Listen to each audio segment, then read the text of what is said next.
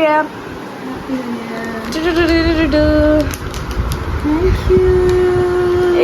Hello, happy new year.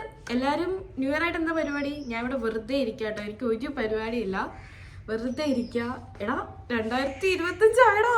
എന്ത് പെട്ടെന്നാ 2025 ആയത്. ഞാൻ ഇപ്പോഴും മറ്റേ 2019 സ്റ്റക്കായിട്ട് ഇരിക്കുക കേട്ടോ. ഈ 2025 എന്ന് പറഞ്ഞാൽ കണ്ണടച്ചാട്ടോ പോയത്. എനിക്ക് ഒന്നും ഓർമ്മയില്ല. ഈ 2019 കഴിഞ്ഞ് 2020, 21, 22, 23, 24, 25 ഇത്ര വർഷം എന്ത് പെട്ടെന്നാ പോയേ. My God. ഇന്ന് എനിക്കൊരു നോർമൽ ഡേ ആയിരുന്നു കേട്ടോ. അങ്ങനെ പ്രത്യേകിച്ച് ന്യൂ ഇയർ ആയിട്ട് ഒന്നുമില്ല. ഇന്ന് രാത്രി സ്ക്വിഡ് ഗെയിം ഒക്കെ കണ്ടിട്ട് ഒരു മണിയൊക്കെ ആയി കിടന്ന് ഉറങ്ങിയപ്പോഴത്തേക്കും രാവിലെ ഒരു 11 മണിയൊക്കെ ആയപ്പോഴത്തേക്ക് എഴുന്നേറ്റപ്പോഴാണ് അറിയുന്നത് ഇന്ന് ന്യൂ ഇയർ, ജനുവരി 1. എല്ലാ ദിവസം പോലെ ഒരു ദിവസം ജനുവരി 1, 31-ാം തീയതി കഴിഞ്ഞു, പിന്നെ അടുത്ത മാസം 1. അല്ലാതെ സ്പെഷ്യൽ ന്യൂ ഇയർ അങ്ങനെയൊന്നും ഇല്ല കേട്ടോ. പിന്നെ നിങ്ങളൊക്കെ ന്യൂ ഇയർ റെസൊല്യൂഷൻ എടുത്തോ? ഞാൻ ഈ വട്ടം ന്യൂ ഇയർ റെസൊല്യൂഷൻ എടുത്തില്ല. ഞാൻ ആ പരിപാടി നിർത്തി കേട്ടോ. കാരണം ഞാൻ എല്ലാ വർഷവും വലിയ കാര്യത്തിൽ ന്യൂ ഇയർ റെസൊല്യൂഷൻ എടുക്കും. ഞാൻ ഈ വർഷം നന്നാവും, ഞാൻ ഈ വർഷം ഡയറ്റ് എടുക്കും, എല്ലാ വർഷവും ഞാൻ എടുക്കുന്ന ഒരു സംഭവമാണ്. ഈ വർഷം ഞാൻ അത് എടുക്കുന്നില്ല. കാരണം ഇത് നടക്കുന്നില്ല. ചുമ്മാ ഞാൻ ന്യൂ ഇയർ റെസൊല്യൂഷനൊക്കെ വെറുതെ എടുക്കുകയാണ്. ഒരു കാര്യമില്ല, നടക്കുന്നില്ല. ഞാൻ വിചാരിക്കണമല്ലോ അത് നടക്കണമെങ്കിൽ, നടക്കുന്നില്ല. പിന്നെ 2024 വർഷം നിങ്ങൾക്ക് എങ്ങനെ ഉണ്ടായിരുന്നു? എനിക്ക് 2024 വർഷം എനിക്ക് പേഴ്സണലി നല്ലൊരു വർഷമായിരുന്നു കേട്ടോ. ഒരുപാട് ചീത്ത കാര്യങ്ങളുണ്ടായി, മോശമുണ്ടായി. പക്ഷേ എനിക്ക് പേഴ്സണലി 2024 നല്ലൊരു വർഷമായിരുന്നു. എനിക്കിങ്ങനെ ഒരു യൂട്യൂബ് ഫാമിലി ഉണ്ടായി. ഞാൻ ഒരിക്കലും പ്രതീക്ഷിക്കാത്തൊരു ഫാമിലി ആട്ടോ ഈ യൂട്യൂബിൻ്റെ ഈ ഒരു ഫാമിലി. ഇതെനിക്ക് 2024 അച്ചീവ് ചെയ്യാൻ പറ്റി. പിന്നെ കുറേ മോശം ഉണ്ടായി. ഞാൻ ഈ 2024 വലിയ ലെസൺ ഒന്നും പഠിച്ചിട്ടില്ല. ഞാൻ 2020 തൊട്ട് പഠിച്ച ലെസൺ ആരെയും ട്രസ്റ്റ് ചെയ്തതെന്നാണ്. 2024 പ്രത്യേകിച്ച് ഒരു ലെസൺ ഒന്നും പഠിച്ചില്ല. എപ്പോഴും പറയുന്ന പോലെ തന്നെ എപ്പോഴും എല്ലാവരും നമ്മുടെ കൂടെ കാണത്തില്ലടാ. എപ്പോൾ വേണമെങ്കിലും നമ്മളെ വിട്ടു പോകാം. അതുകൊണ്ട് ആരെയും അങ്ങനെ അധികം ട്രസ്റ്റ് ചെയ്യാതിരിക്കുക. അതൊക്കെ തന്നെയാണ് ഞാൻ 2024 പഠിച്ചത്. നിങ്ങൾ എന്ത് ലെസണാണ് 2024 പഠിച്ചതെന്ന് കമൻറ്റ് ചെയ്യട്ടോ. പിന്നെ നിങ്ങൾ എന്തെങ്കിലും ന്യൂ ഇയർ റെസൊല്യൂഷൻ എടുത്തോ? ന്യൂ ഇയർ റെസൊല്യൂഷൻ എടുത്തെങ്കിൽ കമൻറ്റ് ചെയ്യട്ടോ. എനിക്ക് ഗോവയിൽ പോകണം എന്ന് ഭയങ്കര ആഗ്രഹം ഉണ്ടായിരുന്നു കേട്ടോ ന്യൂ ഇയറിന്. ഗോവയിലേക്ക് ബാംഗ്ലൂരിൽ ഒരു കൊച്ചു പാർട്ടിക്കെങ്കിലും പോകണം എന്ന് എനിക്ക് ആഗ്രഹം ഉണ്ടായിരുന്നു. പക്ഷെ എന്നെ വീട്ടിൽ ആകെ അലോ ചെയ്യുന്ന 2 ട്രാവലിങ്, ഒന്ന് ഹോസ്റ്റൽ ടു വീട്, വീട് ടു ഹോസ്റ്റൽ. ഇത് മാത്രമേ എനിക്ക് ഇവിടെ പെർമിഷൻ തന്നിട്ടുള്ളൂ. അതുകൊണ്ട് ട്രാവലിംഗ് ഒന്നും എനിക്കിപ്പോൾ ചെയ്യാൻ പറ്റിയില്ല. കുഴപ്പമില്ല, ഞാൻ അടുത്ത വർഷം എന്തായാലും ന്യൂ ഇയർ നമുക്ക് ആഘോഷിക്കാം. ഈ വട്ടം ഒന്നുമില്ല.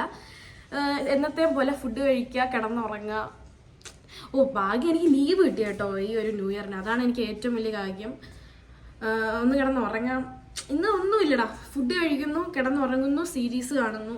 ന്യൂ ഇയർ ഇത്രയേ ഉള്ളൂ എൻ്റെ ന്യൂ ഇയർ. അപ്പം അമ്മ എനിക്കൊരു ജോലി ഏൽപ്പിച്ചിട്ടാട്ടോ പോയത്. തോരനൊന്ന് ഇളക്കണം. എനിക്ക് ആകെ അറിയാവുന്ന ഒരു പണി ഇളക്കാനാണ്. അപ്പോൾ അത് ഒന്ന് പോയി ഇളക്കട്ടെ. എൻ്റെ ഫേവറേറ്റ് മെഴുക്കുവരട്ടി ആട്ടോ ഇന്ന് ഉച്ചയ്ക്ക്. എനിക്ക് ഭയങ്കര ഇഷ്ടമാണ് കോവയ്ക്ക. ഇവിടെ നമ്മുടെ മീൻ വറക്കുന്നുണ്ട്, രാവിലത്തെ സാമ്പാറുണ്ട്. അപ്പം നമ്മുടെ ലഞ്ച് ഇവിടെ റെഡി ആയടാ. ഇന്ന് വലിയ സ്പെഷ്യൽ ഒന്നും ഇല്ല കേട്ടോ. കോവയ്ക്ക മെഴുക്കുവരട്ടി ഇത് ഞാൻ ഉണ്ടാക്കിയതാ കേട്ടോ. അച്ചാറ്, സാമ്പാർ, പിന്നെ ഇന്നത്തെ സ്പെഷ്യൽ 2 മീൻ പൊരിച്ചത്. കോവയ്ക്ക ഞാൻ ഉണ്ടാക്കിയോണ്ട് പറയല്ല, നല്ല ടേസ്റ്റ് ഉണ്ട്. എനിക്ക് ഏറ്റവും ഇഷ്ടപ്പെട്ടതാ കേട്ടോ. പിന്നെ ന്യൂ ഇയർ ആയതുകൊണ്ട് എനിക്ക് അമ്മ 2 മീൻ പൊരിച്ചതൊക്കെ തന്നിട്ടുണ്ട്. ഫുഡൊക്കെ കഴിച്ചിട്ട് വന്ന കേട്ടോ. ഇനിയിപ്പോൾ ഒന്ന് പോയി കിടക്കട്ടെ. അങ്ങനെ നമ്മൾ 2024 വേസ്റ്റ് ചെയ്ത പോലെ 2025 ഫസ്റ്റ് ഡേ സക്സസ്ഫുള്ളി വേസ്റ്റ് ആക്കിയിട്ടുണ്ട്.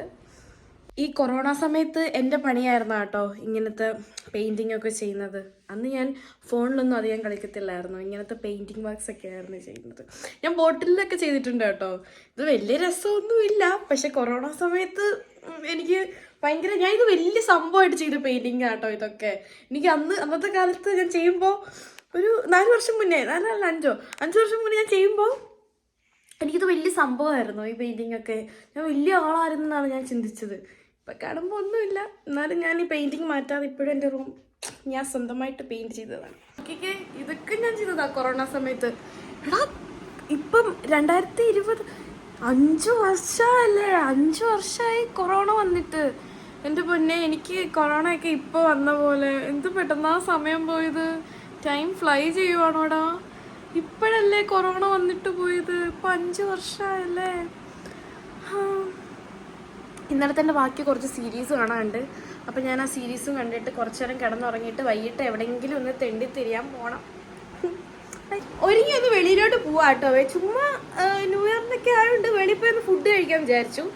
രാവിലെ തൊട്ട് വീട്ടിൽ തന്നെ വെറുതെ കുത്തിയിരിക്കുമല്ലേ. അപ്പം ചുമ്മാ ഞാനും അമ്മയും കൂടെ ഒന്ന് വെളിയിൽ പോകാമെന്ന് വിചാരിച്ചു. അപ്പോൾ ഇതാട്ടോ എൻ്റെ ഔട്ട്ഫിറ്റ്. ഞാൻ ഔട്ട്ഫിറ്റ് കാണിച്ചു തരാം.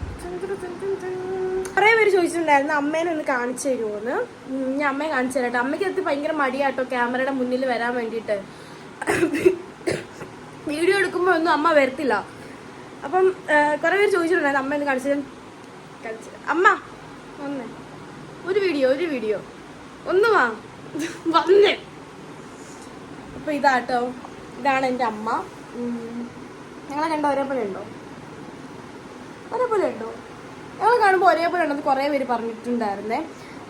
ഒരേപോലെ ഉണ്ടെന്നല്ല, കൂടുതലും പേര് പറയുന്നത് ചേട്ടത്തിയും അനിയത്തിയും പോലെ. എനിക്ക് ഒട്ടും സഹിക്കാൻ പറ്റാത്തൊരു കാര്യമാട്ടോ. ഞാനും അമ്മയും കൂടെ എവിടെയെങ്കിലും പോകുമ്പോൾ കുറേ പേര് പറയും, അയ്യോ ഇത് ചേട്ടത്തിയും അനിയത്തിയും പോലെ ഉണ്ടല്ലോ, അമ്മയും മോളാന്ന് പറയത്തില്ലല്ലോ എന്ന്. എനിക്ക് ഒട്ടും ഇഷ്ടമല്ലാത്തൊരു സംഭവം അങ്ങനെ പറയുന്നത് കേട്ടോ. അമ്മയുടെ പേര് ദീപ്തി എന്നാട്ടോ. ഫുഡ് കഴിക്കാൻ പാ. അപ്പൊ നമ്മള് സ്കൂട്ടിയിൽ പോവാട്ടോ വെളിയിലോട്ട്. അമ്മ ഞാൻ ഓടിക്കട്ടെ സ്കൂട്ടി?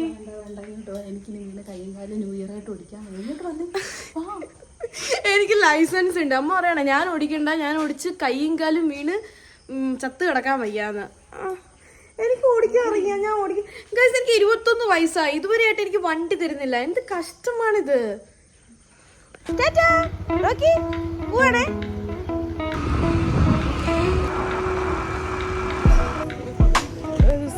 അമ്മ സ്കൂട്ടിയിൽ വന്നില്ലേ, എൻ്റെ ഒരു കമ്മല് പോയി. അല്ല സ്വർണ്ണമല്ല, എന്താണേലും എനിക്കൊരു സേമാലിക്കും കുഞ്ഞമ്മയും അൺഎക്സ്പെക്റ്റഡ്ലി വന്നതല്ല, നമ്മൾ വിളിച്ചിട്ട് വന്നതാണ്. വരാൻ വേണ്ടി നോക്കിയിരിക്കുക കേട്ടോ. ഈ മൈലാഞ്ചി ഇട്ട് കഴിഞ്ഞിട്ട് നമുക്ക് റിഗ്രറ്റ് അടിക്കുമല്ലോ. ഏതാണ്ട് ഇങ്ങനെ ഇടക്കിടക്ക് വന്നിരിക്കും. മൈലാഞ്ചി ഇട്ട് കഴിഞ്ഞിട്ട് എന്താവും, ഇങ്ങനെ പൊരിഞ്ഞിരിക്കും. ഇതൊരു ഭയങ്കര റിഗ്രറ്റ് ആട്ടോ എനിക്ക് മൈലാഞ്ചി ഇട്ട് കഴിഞ്ഞിട്ട് വരുന്നത്. ആരുടെയോ നുണ പറയുമായിരുന്നു രണ്ടും കൂടെ. നടക്കട്ടെ. മുടിയില്ലേ എനിക്ക് ഭയങ്കര ഓവറായിട്ട് ഫീൽ ചെയ്യുന്നു. എല്ലാവരും നോക്കുന്നു. അപ്പം ഇത് വെച്ച് മടക്കി കെട്ടി വെക്കാം.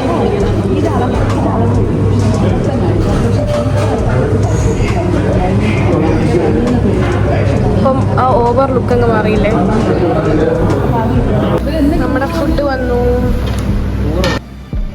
ഇത് കാണുമ്പോൾ ഒത്തിരി ഉണ്ടെന്ന് തോന്നും, പക്ഷെ നമ്മൾ 4 പേരൊന്ന് ശ്രമിച്ചാൽ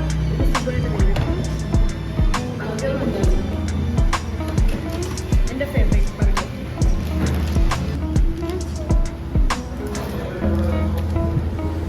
അന്ന് ഫ്രീ കിട്ടിയായിരുന്നു, അപ്പോൾ അത് വെച്ചിട്ട് ബർഗറൊക്കെ ഉണ്ടാക്കുക. ഈ ബർഗറിൻ്റെ റെസിപ്പി വേണ്ട ഒരു കമൻറ്റ് ഇല്ലോ. എന്നെക്കാളും വലിയൊരു ബർഗർ ഈ ഒരു റേറ്റിൽ ഇത് ഭയങ്കര പുറത്തല്ലേ?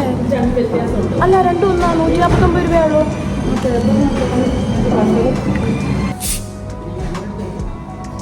തീർക്കണം എന്നൊക്കെ വിചാരിച്ചു, പക്ഷേ ലാസ്റ്റ് 3 പീസ് ബാലൻസ് വന്നു.